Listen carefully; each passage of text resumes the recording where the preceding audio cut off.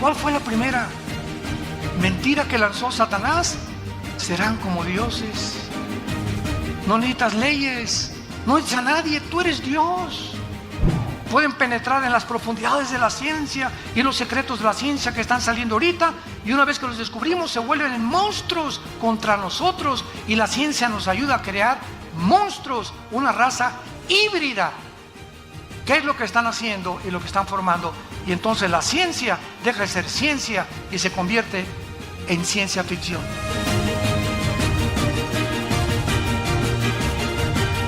¿A qué tiempo podríamos llamar bíblicamente el tiempo del fin? ¿Cuándo podríamos saber bíblicamente que la historia ha llegado al final de la humanidad? ¿Acaso podríamos responder que será cuando explote o estalle la Tercera Guerra Mundial? ¿Que será lo que acabará con la humanidad? ¿O será la segunda venida de Cristo lo que termine la historia humana? Y todas estas preguntas las vamos a responder en esta serie del libro de Daniel, porque el libro de Daniel contiene las más claras profecías de toda la Biblia en cuanto a los tiempos del fin. La conferencia anterior, esta es la segunda parte que compartí hace algunas horas, vimos claramente un panorama de todo el libro de Daniel y de las profecías de Daniel que culminan con el capítulo 12. Pero la ventaja de que tú traigas tu Biblia ahorita es que si la abres en el capítulo 11, del 40 al 45, que es lo que antecede al capítulo 12 de Daniel, encontramos que en estos 5 versículos anteriores al capítulo 12 encontramos las guerras final del anticristo, donde él va a enfrentarse con el rey del sur, el rey del norte, posiblemente va a mudar su campamento, el anticristo, de la zona del Medio Oriente a Jerusalén, porque el capítulo 11 de Daniel termina diciendo que plantará las tiendas de su palacio entre los mares y el monte glorioso y santo, mas llegará a su fin y no tendrá quien le ayude. Vemos pues que el capítulo 11 termina describiendo el anticristo ya en Jerusalén, donde ya tiene sus cuarteles generales, lo que nos indica que no siempre, cuando el anticristo surja, tal vez firme el tratado de paz con los judíos 3 años y medio antes, pero posiblemente él tenga sus cuarteles en Irak o en Siria o en esa región del Medio Oriente. Por alguna razón se moverá a Israel a los 3 años y medio de la semana 70 de Daniel, y a los 3 años y medio llegando a Jerusalén, el anticristo va a entrar al templo judío, que les permitió anteriormente reconstruirlo y meter dentro del lugar santísimo del templo judío una imagen de él que se llama la abominación desoladora. Este término, abominación desoladora, es una imagen que en el capítulo 13 del Apocalipsis se nos explica que el falso profeta va a hacer que el mundo adore esta imagen.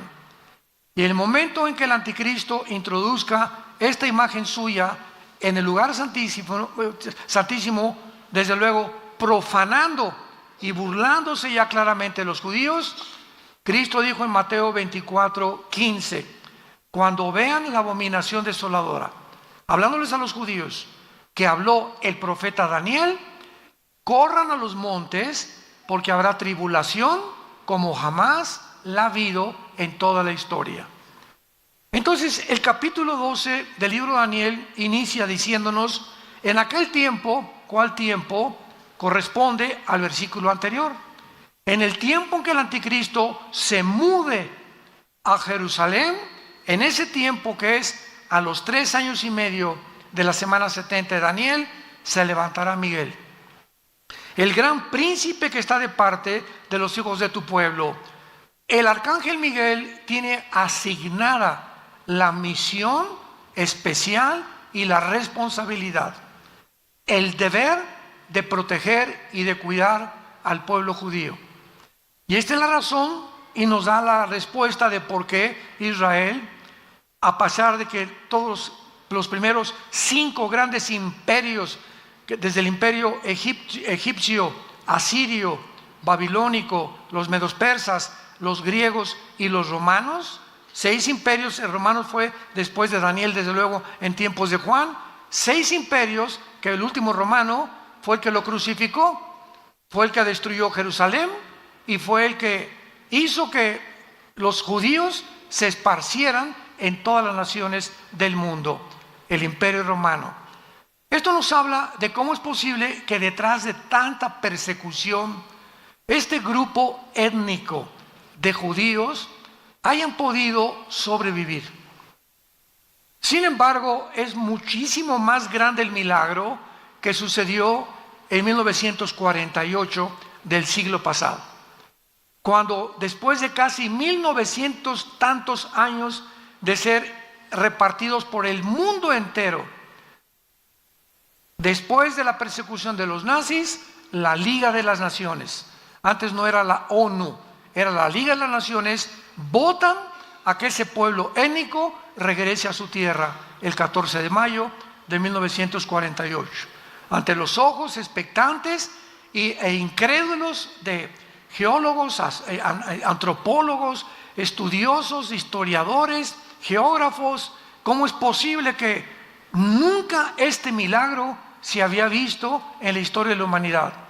Que un grupo que había sido esparcido y que hubiera perdido su identidad, su cultura, su lenguaje, sus costumbres, sus tradiciones, como le ha sucedido a todas las naciones que han sido esparcidas o que se han cambiado de una nación a otra, no le sucedió al pueblo judío. Mantuvieron su religión, mantuvieron su idioma, mantuvieron sus tradiciones, mantuvieron su cultura y regresaron en el 48 para fundar, más milagroso, en un día. No tomó meses, tomó un día para que se formara el Estado independiente soberano de Israel. Cuando David Ben Gurión es nombrado el primer ministro el 14 de mayo y al otro día, inmediatamente en la madrugada, los árabes los atacan y sobreviven cuando casi no tenían armas. En 1956 los vuelven a atacar, vuelven a sobrevivir. Viene la guerra de 1967, donde el presidente Nasser de Egipto le habla al presidente de Siria, de Irak y de Líbano: vamos a sacar a los judíos y aventarlos al Mediterráneo, aplastémoslos como puercos y desaparezca el pueblo judío.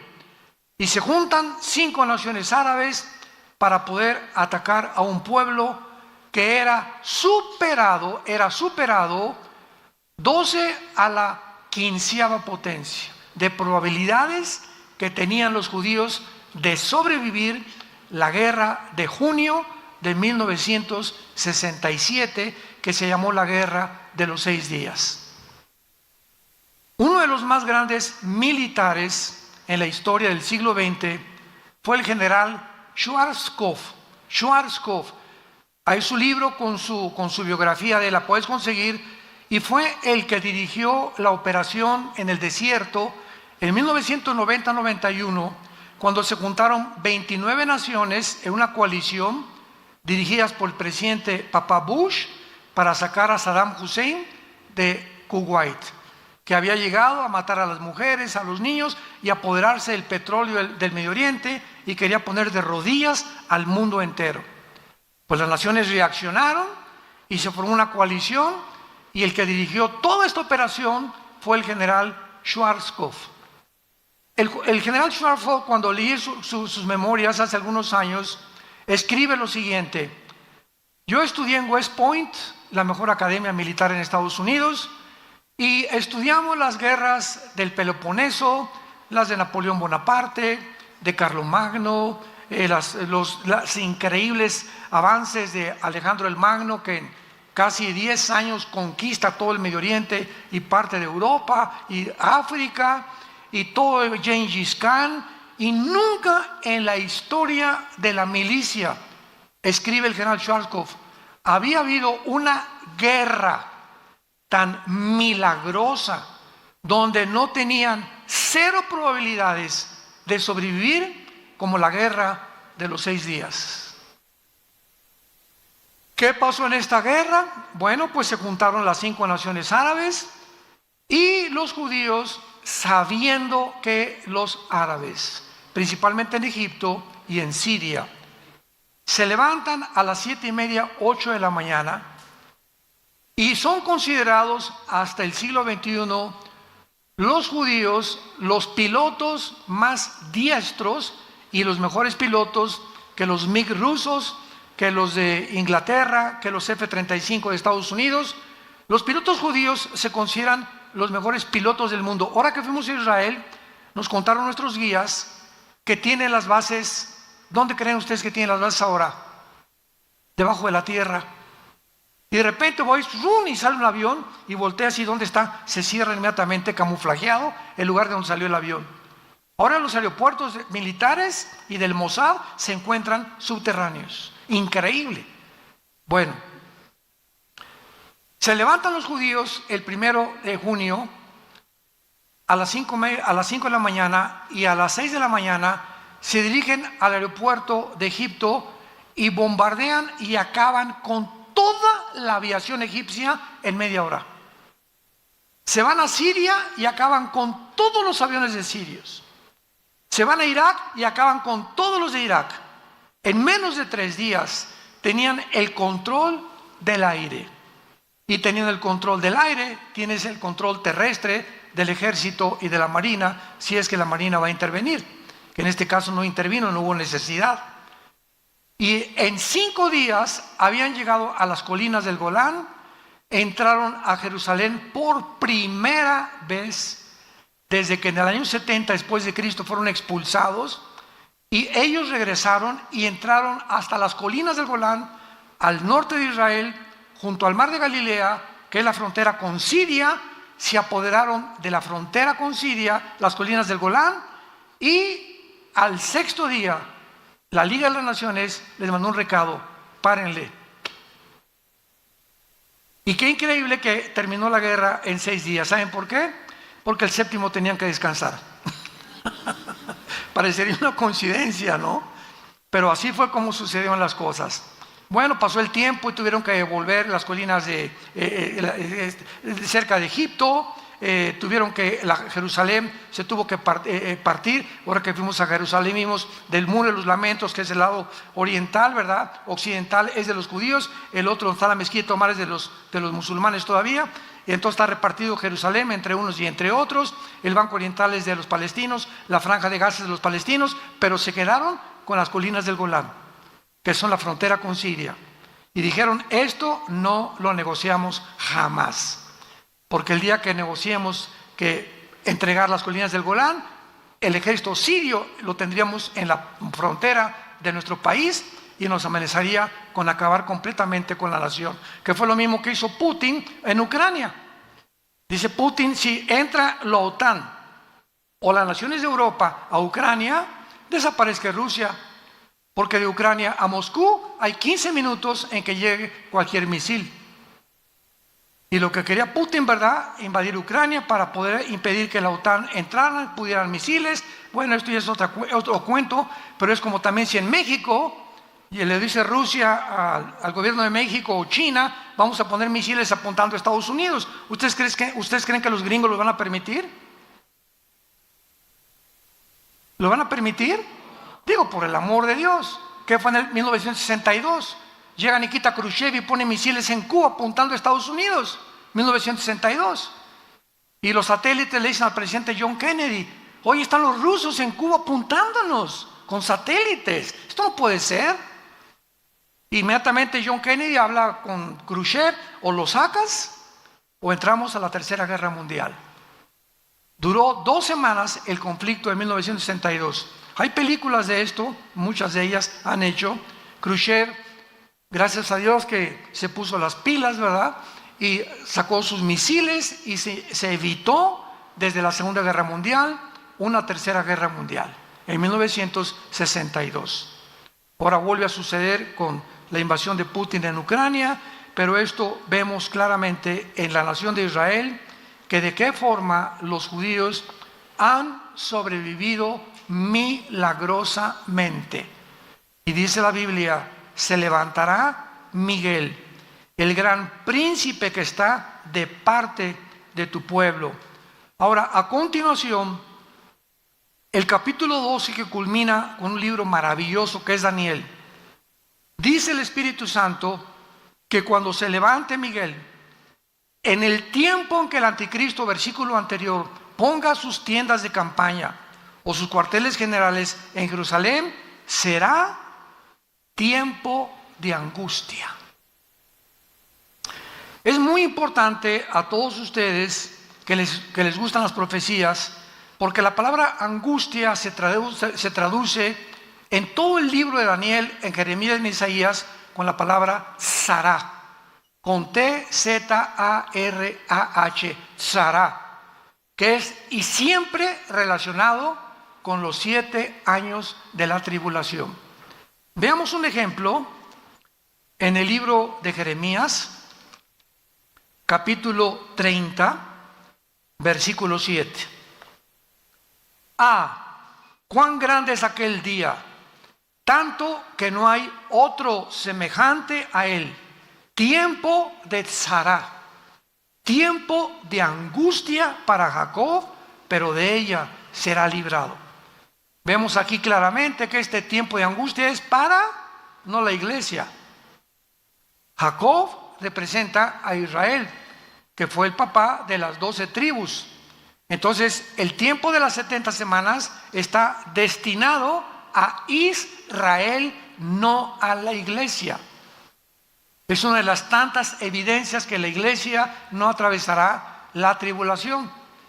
Entonces, es importante todos estos puntos y todos estos detalles, porque el tema de la gran tribulación o el tiempo de angustia mencionado aquí es un tiempo continuamente usado por los profetas y todos sin ninguna excepción. En el Antiguo Testamento, cuando oigas el día de Jehová, el día de la ira de Jehová, el día terrible de Dios, el día del Señor, todos estos términos se refieren al tiempo de angustia que se está mencionando en el capítulo 12, versículo 1 del libro de Daniel.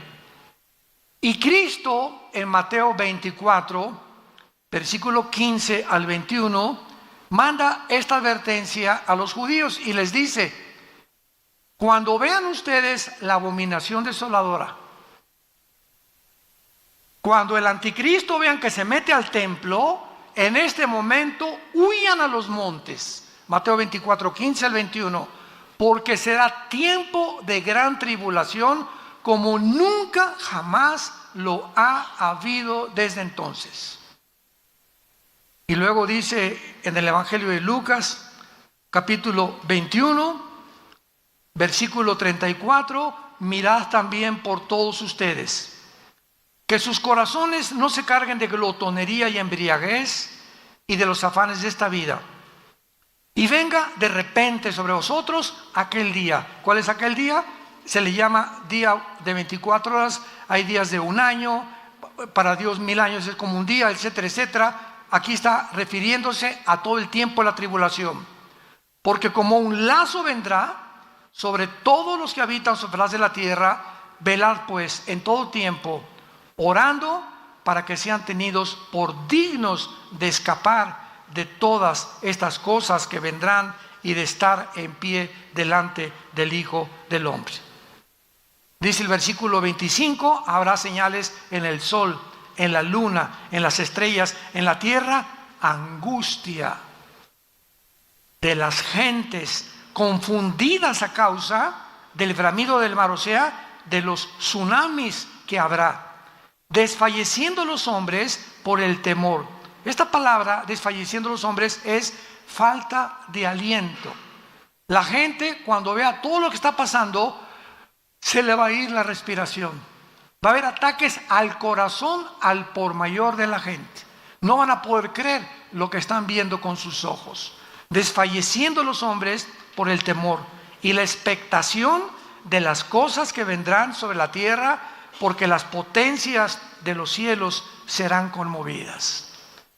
Todo este tiempo de angustia, de tribulación, el día del Señor, el día de Jehová, gracias Señor que la iglesia no estará aquí, o por lo menos los que trajeron su Biblia esta mañana.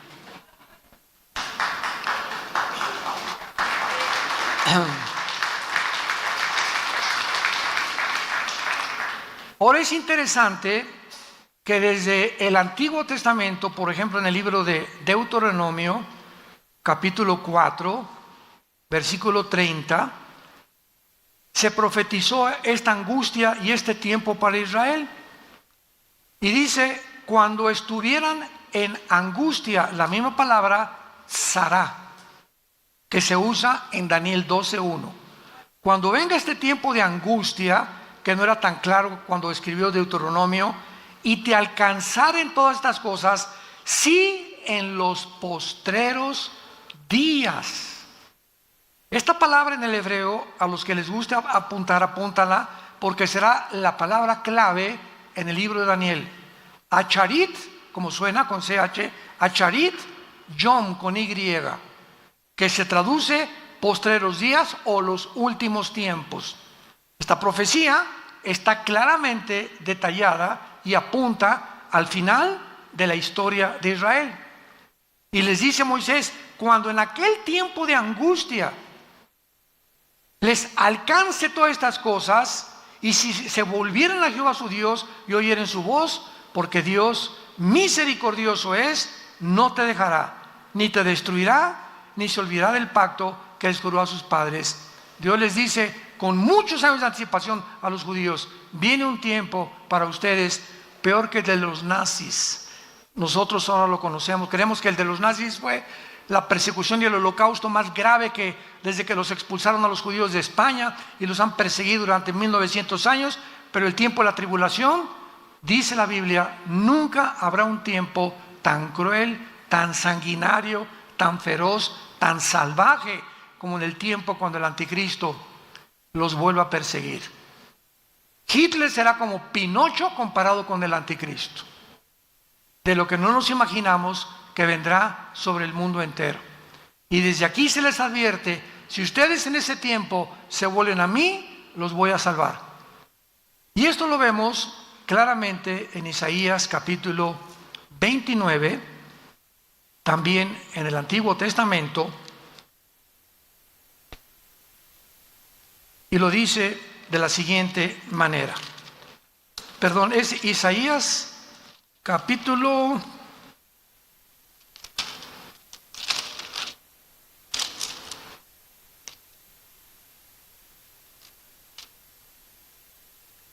'Bueno, está en Isaías hoy también el versículo a la mano, que Dios va a esconder en un lugar especial al remanente, porque habrá un remanente nada más, o sea, un pequeño grupo de judíos que se van a salvar. Todos los demás judíos, igual que los gentiles en esta época, se van a condenar. Los que no hayan puesto su esperanza en el Hijo de Dios. Y vemos nosotros claramente también aquí, ¿verdad?, que entonces todos estos pasajes que hablan de la tribulación también se mencionan en el Nuevo Testamento. El apóstol Pablo en la segunda carta a los tesalonicenses, segunda carta a los tesalonicenses capítulo 2, versículo 8, hablando de este tiempo, escribe Pablo: y entonces se manifestará aquel inicuo, que es el anticristo, a quien el Señor matará con el espíritu de su boca y destruirá con el resplandor de su venida. Inicuo, cuyo advenimiento es por obra de Satanás, con gran poder y señales y prodigios mentirosos, y con todo engaño de iniquidad para los que se pierden. ¿Quiénes van a ser engañados? Todos aquellos que van a perderse en el infierno. Todos los seres humanos, millones de seres humanos, se burlaron de Dios, nunca quisieron aceptar a Cristo, quisieron independizarse ellos. Yo voy a hacer mis 10 mandamientos, no tengo por qué someterme a ese Dios, yo soy Dios, yo puedo crear realmente el mejoramiento de mi familia, de mis hijos, etcétera, etcétera. Entonces, estas personas van a ser engañadas. Yo les contaba hace algunos momentos que mi esposo y yo vimos un video que nos conmovió tanto. En una ciudad de Estados Unidos se juntaron como 30 o 40 ciclistas encuerados de los pies a la cabeza, ni tangas tenían los hombres, encuerados 100% en bicicletas, en un desfile del orgullo. Y dices, bueno, Dios mío, claro que es una bola de psicópatas, ¿verdad? O sea, ya no, a más locura no se puede llegar. Pero lo que nos conmovió el corazón es el público sentado con sus niños. Increíble que la gente llegue el momento de aceptar algo inconcebible hace algunos años como normal. Increíble. Hay un poder engañoso ya operando en el mundo de las mentes de los seres humanos, donde ven algo asqueroso, algo que lastima a los niños para toda su vida y lo aceptan como algo normal para no ir en contra de la corriente, porque si el mundo dice que es normal, para mí es normal entonces, y el mundo se convierte en mi Dios y no su palabra, ni el Dios y Padre de Jesucristo. Y estamos en el tiempo, santos de Dios, en el que Dios te va a probar, a ti y a mí, para ver si es cierto de qué calibre estás hecho. Y cuando vengan esas tentaciones, que tú comiences a darte cuenta que comienzas a probar esto y poner en tu trabajo y en tu escuela para no ir en contra de la mayoría, comienzas a unirte a ellos bajo esas densas tinieblas bajo las cuales están, sin darte cuenta que al aceptarlo te metes a las mismas tinieblas y tu entendimiento queda enceguecido para siempre. Pablo llama en Romanos 1 mentes reprobadas. ¿Qué significa en el griego? Mentes, personas que ya no distinguen, ya no disciernen entre el bien y entre el mal. Ya no saben definir qué es una mujer. Increíble. Ya no saben definir lo que es un hombre. Ya no saben qué es un matrimonio. O sea, más locura no puede haber. Cuando ya perdemos la razón, la conciencia, la lógica, el sentido elemental, y donde ya comenzamos a pensar cosas que la energía satánica está operando en el mundo entero. Muy bien, ahora veamos que todas estas escrituras de la gran tribulación, y todo esto es el preludio, imaginémonos en la tribulación las locuras que va a haber, imagínense. Satanás en la forma del anticristo, los ángeles caídos en el mundo, los demonios aquí, por todos lados. Bueno, dice la Biblia, ¿verdad?, que será un tiempo como jamás en la historia ha habido, y toda la humanidad que se van a quedar aquí, no se la van a acabar. Y todo esto es una preparación, porque antes de que Satanás lleve a cabo y ponga en práctica un sistema satánico, antes la humanidad tiene que estar preparada para acabar aceptando lo que no es aceptado como si fuera verdad. Y todo esto nos está preparando, te está preparando mentalmente para que lo peor que venga lo aceptes tarde o temprano. Tú y tus hijos serán responsables de lo que acepten tus hijos y tus nietos y mis nietos también, porque la sangre de ellos será sobre nuestras cabezas. Veamos en Isaías capítulo 13 las escrituras, algunas escrituras. Estamos en este tiempo revisando lo que los profetas hablaron acerca de este tiempo de la gran tribulación que inicia el capítulo 12 del libro de Daniel. Isaías capítulo 13 dice el versículo 9. Vean ustedes los términos y recuérdenlos. He aquí el día de Jehová. Siempre que veas el día de Jehová, es el día de los 7 años de la tribulación del Nuevo Testamento. O el día del Señor, o el día de la ira, etcétera, etcétera. He aquí el día de Jehová viene, terrible, de indignación y ardor de ira, para convertir la tierra en soledad, Israel de ella a sus pecadores. Por lo cual las estrellas de los cielos y sus luceros no darán su luz. El sol se oscurecerá al nacer y la luna no dará su resplandor. Y castigaré al mundo por su maldad, dice el Señor, y a los impíos por su iniquidad, y haré que cese la arrogancia de los soberbios, y abatiré la altivez de los fuertes. Me paro aquí. ¿Por qué Dios escoge un pecado en particular para atacar y condenar ese pecado en el tiempo de la tribulación? Y el pecado que Él escoge es la soberbia. ¿Cómo puede el señor Klaus Schwab, presidente del Foro Económico Mundial, haber declarado en Davos que van a inventar una Biblia con inteligencia artificial para borrar nuestra Biblia? Va a salir la Biblia gay a finales de este año, eliminando todos los pasajes que hablan de la homosexualidad. ¿Cómo puede el consejero de Klaus Schwab, director del Foro Económico Mundial, Noah Harari, un judío, decir esto?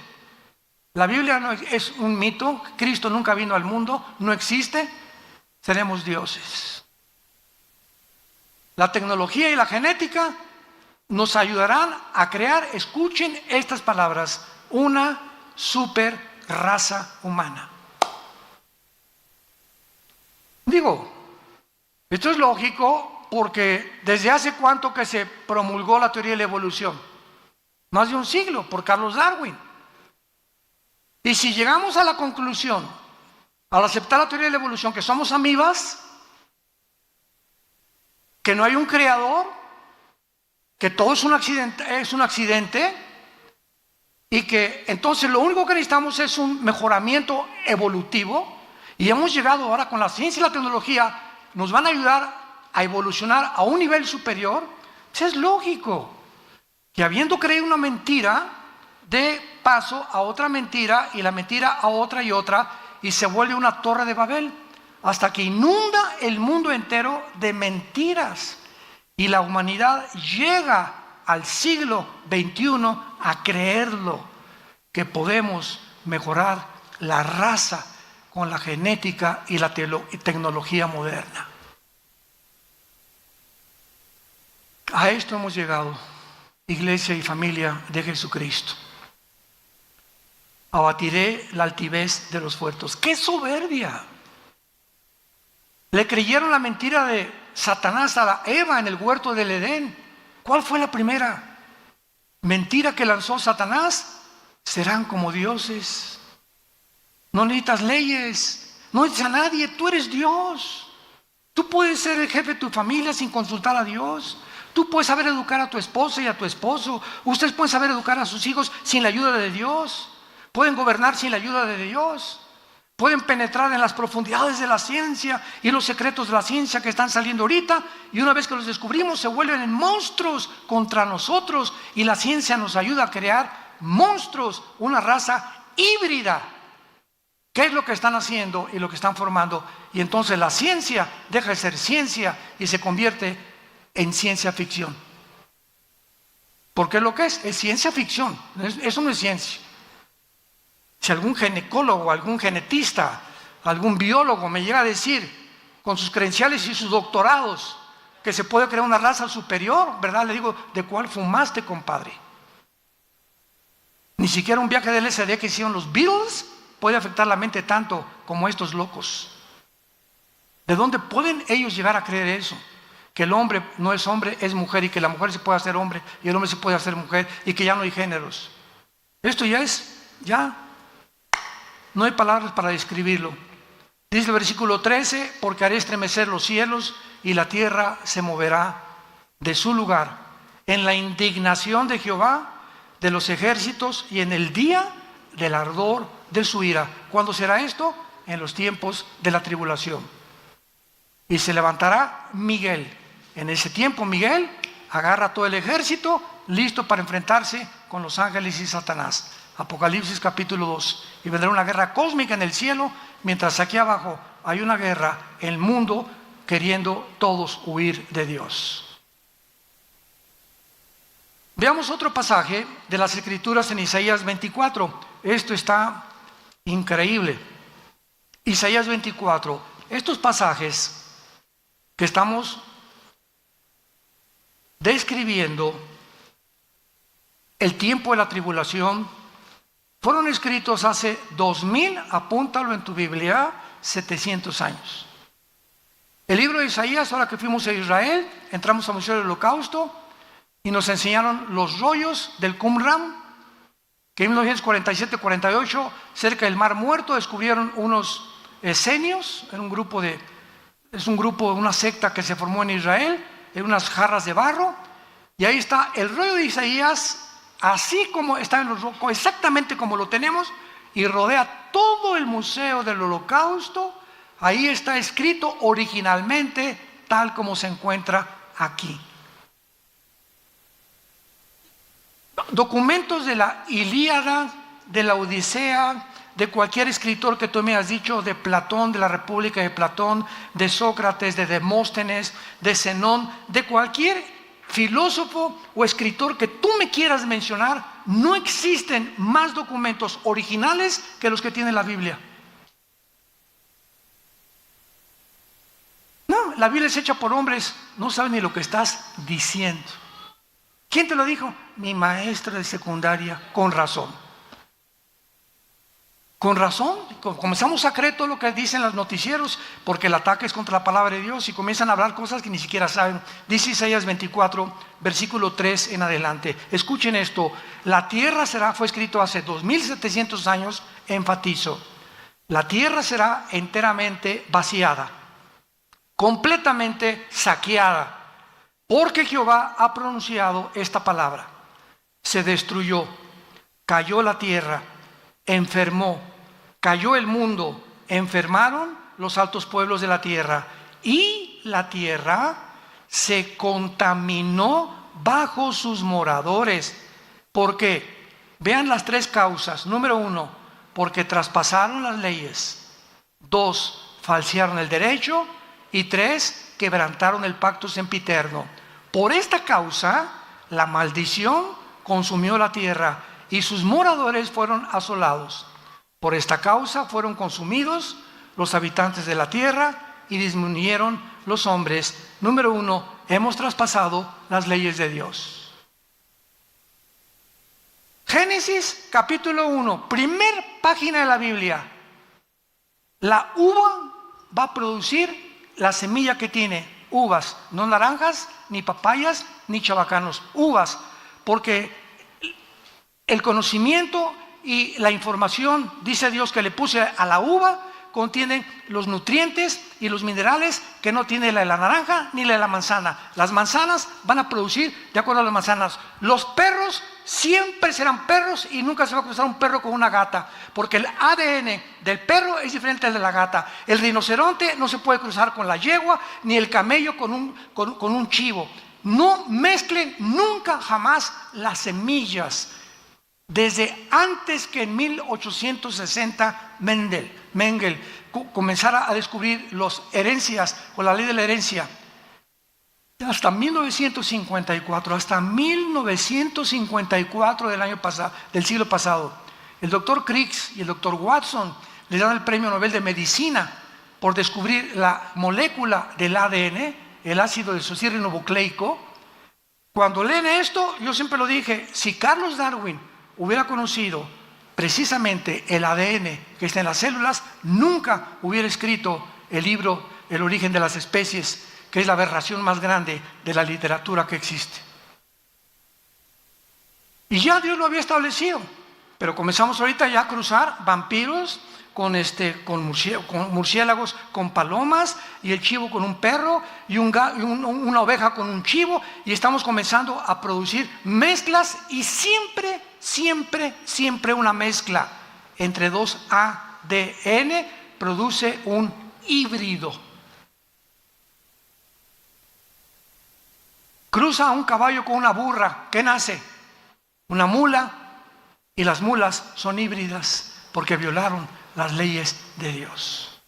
Por esta maldición viene sobre el mundo No le eche la culpa a Dios, somos nosotros los que nos hemos creído dioses y podemos nosotros creer que podemos manipular la genética a nuestro antojo. Hemos falseado el derecho, ya no hay justicia en ningún lado. Los niños son traficados. Las Naciones Unidas, que es la institución que desde 1946-47 se formó para poder realmente traer respeto entre nación contra nación y poder defender los principios morales y éticos de las naciones, se convierte en el gran enemigo de las naciones, tratando de decretar la pedofilia como algo legal. Hemos falseado el derecho. Y hemos quebrantado el pacto sempiterno. ¿Cuál es el matrimonio? ¿Cuál es la institución más santa, más sagrada que existe en la Biblia? El matrimonio. No hay institución más santa y más sagrada que el matrimonio, porque es el vínculo y el bastión de toda sociedad. Las naciones están formadas por familias. Y cuando la familia es destruida y cuando ya son 2 hombres y 2 mujeres los padres de los niños, es cuando decimos, hemos quebrantado, nos hemos vuelto locos de creer que puede funcionar. Y finalmente les doy una estadística que les va a poner los pelos de punta, y es la siguiente. No lo dice la Biblia, lo dice los doctores de psiquiatría y psicología en Los Ángeles, California y en Nueva York. Escuchen esto. El 65% de las personas que se han hecho operaciones de cirugía para cambiarse de sexo o los transgénero se han acabado suicidando. El 65% de un ser humano que cree que no es lo que Dios lo creó, porque si tengo el cromosoma Y, soy varón. Y si mi mente me dice que no soy lo que mi biología y mi genética me dice, es porque mi problema no es físico, mi problema es mental. Traigo aquí tornillos flojos, aflojados por demonios que quieren robar mi identidad y decirme que no soy lo que Dios me creó. Y ese cambio entre mi mente y la genética hacen que se vuelva produzca una chispa en mi cerebro y en mis neuronas que me acaban finalmente volviendo loco para quitarme la vida. Porque acabas sabiendo que ya no sabes ni lo que eres. 65% de los transgéneros se quitan la vida. Vivimos un mundo cruel, un mundo ciego, un mundo en tinieblas, donde la luz está aquí en la palabra de Dios. Porque de tal manera amó Dios al mundo que ha dado a su Hijo unigénito, para que cualquiera de ustedes que en Él crea no se pierda, mas tenga la vida eterna. Mas Dios muestra su amor para con nosotros en que siendo aún pecadores, Cristo murió por nosotros. Despreciado y desechado entre los hombres, varón de dolores, experimentado en quebranto. Como que escondimos de Él el rostro, fue menospreciado y no lo estimamos. Le pusieron espinas en la cabeza y clavos en los pies. Y a los 3 días abrió la tumba para decirnos: yo soy la resurrección y la vida. Tu vida no va a acabar en la tumba, ni cuando te cremen. Tu vida después de la tumba sigue continuando, y solamente hay 2 lugares: te reunirás conmigo o te condenarás eternamente. Y nunca digas que yo te condené. Como decíamos ahora que estábamos en Israel, decía el guía: si alguno nos bajamos del camión a un Belén, por ejemplo, y ahí está la hermana Chole comprando y el camión se fue, nunca diga la dejamos, ella se quiso quedar. No me echen la culpa, dijo el guía. Y así es Dios. Como dijo una viejita un día, Dios no manda a nadie al infierno, porque es un Dios bondadoso y misericordioso. Le dije: amén, amén, amén. Ellos se van solitos. Dios no manda a nadie a la condenación. Para eso mandó a su Hijo. Él no quiere que te pierdas, quiere salvar tu familia, tu matrimonio y tus hijos.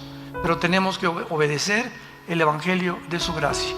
Padre, te damos gracias en esta mañana por tu preciosa palabra.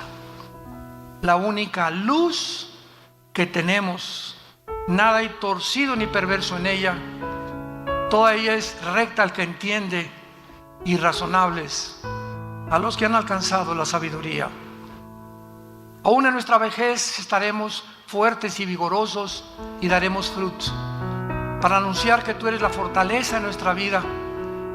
Y aun cuando los muchachos corren y se cansan, los que esperamos en ti tendremos alas y nuevas fuerzas como el águila, simplemente porque obedecemos y hemos creído que tu palabra es verdad. En esta mañana muchos de ustedes que nos ven a través de los medios de comunicación que no tienen a Jesucristo, que en esta mañana Dios te ha hablado y te ha dicho que tal vez pueda ser que es la última vez que Dios te habla. Ábrele tu vida a Jesús con estas palabras: Señor, perdona mis pecados. Sé que mi vida no te agrada y he vivido en un mundo de tinieblas, de desobediencia, de ansiedad, de estrés, de falta de esperanza. Mas ahora creo que tú resucitaste entre los muertos y te pido que entres a mi vida en este instante como mi Señor y Salvador. Creo que con tu sangre en la cruz pagaste toda la cuenta de todos mis pecados y nunca tendré suficientes palabras para decirte gracias. Gracias por tan grande salvación. En el nombre de Jesús. Amén. Dios bendiga su palabra. Los cielos y la tierra pasarán, pero mi palabra permanecerá. Hola, ¿sabías que puedes ver este video y otros dentro de nuestro canal de YouTube? Nada más recuerda suscribirte a nuestro canal y activar la campanita para que te puedan llegar las notificaciones cada vez que cargamos un video nuevo y puedas ser el primero en verlo y disfrutar de todo nuestro contenido.